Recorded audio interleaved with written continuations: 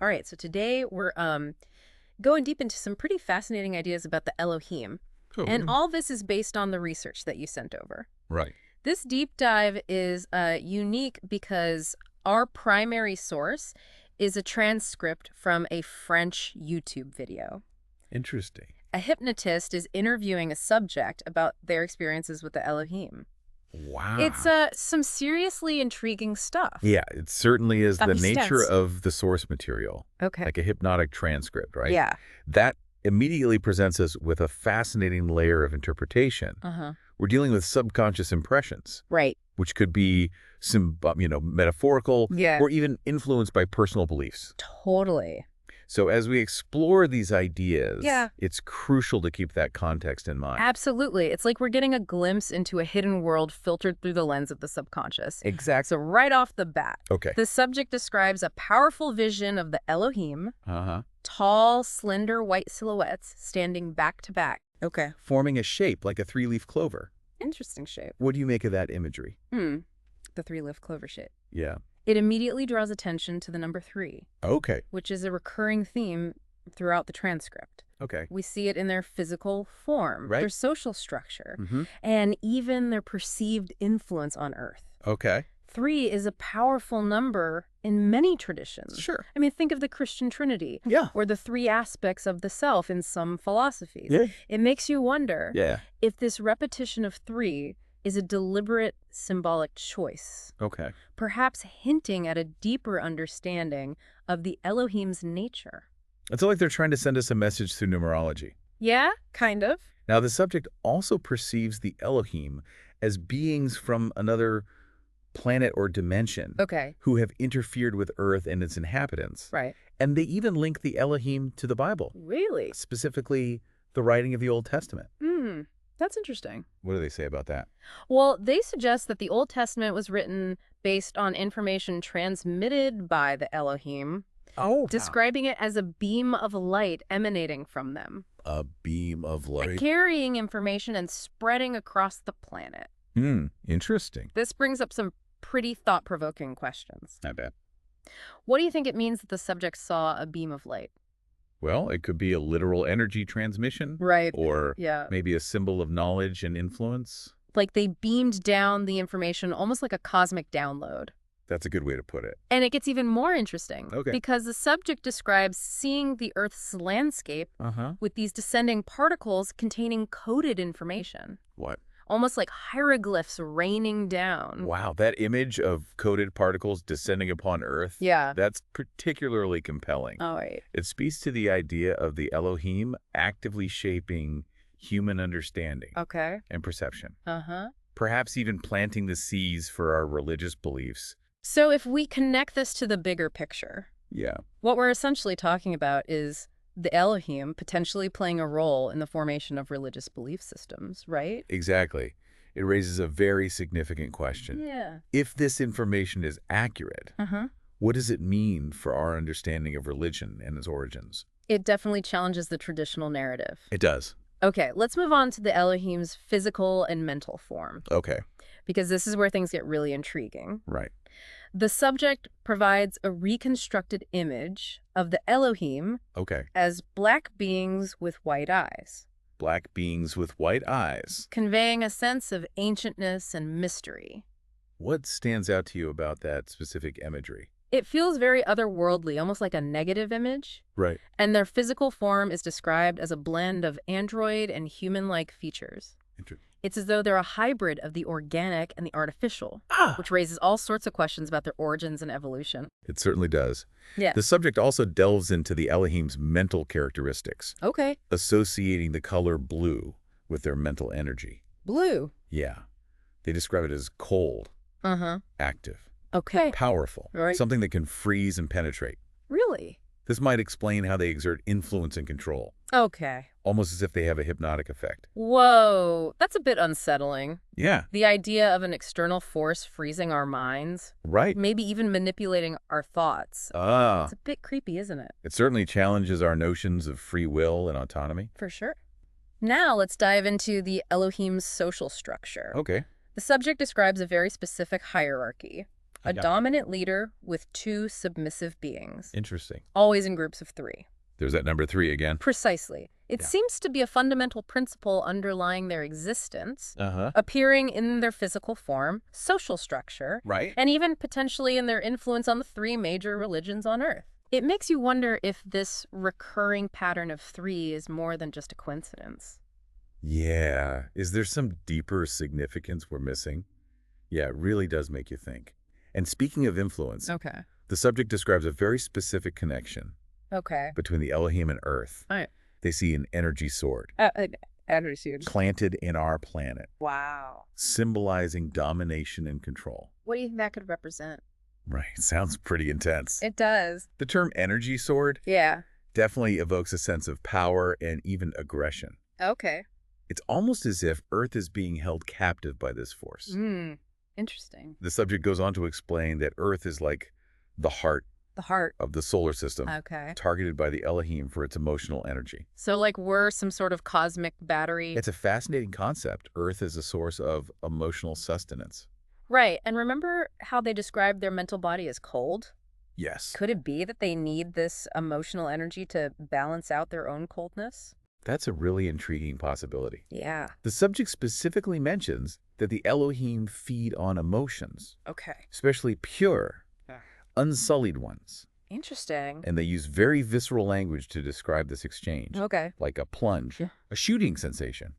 Wow. It seems to be a very powerful and intense process. That raises a rather disturbing question, doesn't it? What's that? If they feed on pure emotions, Right. does that mean striving for inner peace and positivity actually plays into their hands? That's a thought-provoking question, Yeah.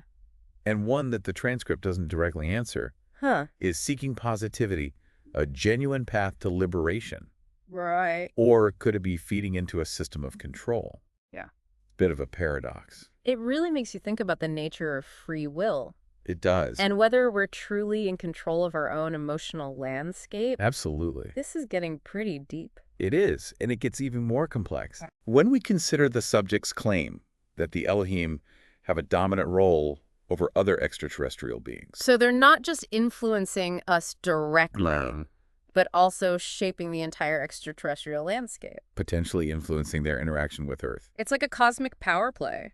The subject uses the analogy of a lion leaving a carcass for other scavengers. Wow, okay. Suggesting that the Elohim have control over resources and access when it comes to interacting with Earth. Okay. So they didn't initiate extraterrestrial contact, Right. but they established a framework for it, Interesting. So they're setting the rules. dictating the terms of engagement. This deep dive is really pushing the boundaries of our understanding. It is. It paints a picture of a vast and complex network of extraterrestrial influence, with the Elohim at the top, shaping the way other beings interact with our planet. It's a lot to take in. It is indeed. Yeah. And while we're exploring these fascinating ideas, Yeah. it's important to acknowledge that this information comes from a single source Mm-hmm. under hypnosis. We need to approach it with a healthy dose of skepticism. Absolutely. We're not presenting this as definitive proof of the Elohim's existence or their actions. Right. But it's a captivating piece of the puzzle, It is. especially considering the level of detail and consistency in the subject's account. I agree. And it's worth noting Yeah. that the subject's descriptions Okay. often align with existing religious and mythological narratives, Interesting. which adds another layer of complexity to the interpretation. It's as if these ancient stories might be tapping into something real, Right. some deeper truth about the forces at play in our universe. Precisely. So while we can't take this information as literal truth, Yeah. it's valuable to consider how it intersects with broader human narratives and beliefs. Right. It's like holding up a mirror Okay. to our own collective consciousness Uh-huh. and seeing what reflections emerge. I love that analogy. Now, before we get too lost in the cosmic implications, Okay. let's circle back to this idea of the Elohim feeding on emotions. The subject describes their emotional body as this heavy swamp-like energy Swamplet. associated with despair, fatality, and destruction. It's quite a contrast to the light The like. we often associate with higher beings. That juxtaposition is fascinating, isn't it? It is. It's almost as if their light is a manipulation, Right. a way to draw humans away from these negative emotions and into their control. It could be.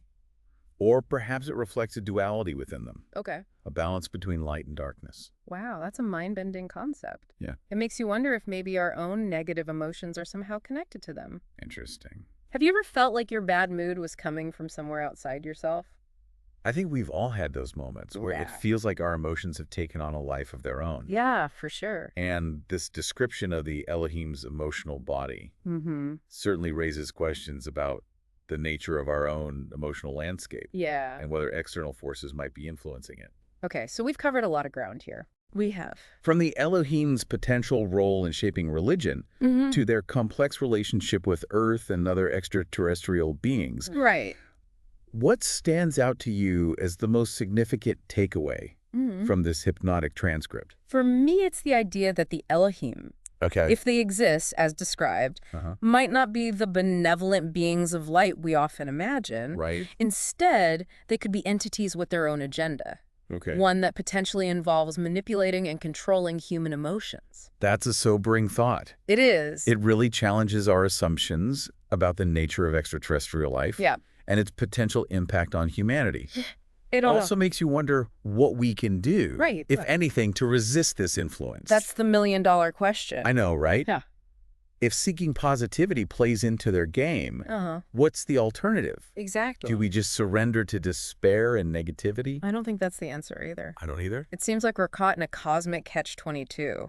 But maybe the key is not to get bogged down in fear or despair, Right. but to use this information as a catalyst Okay. for self-reflection and personal growth.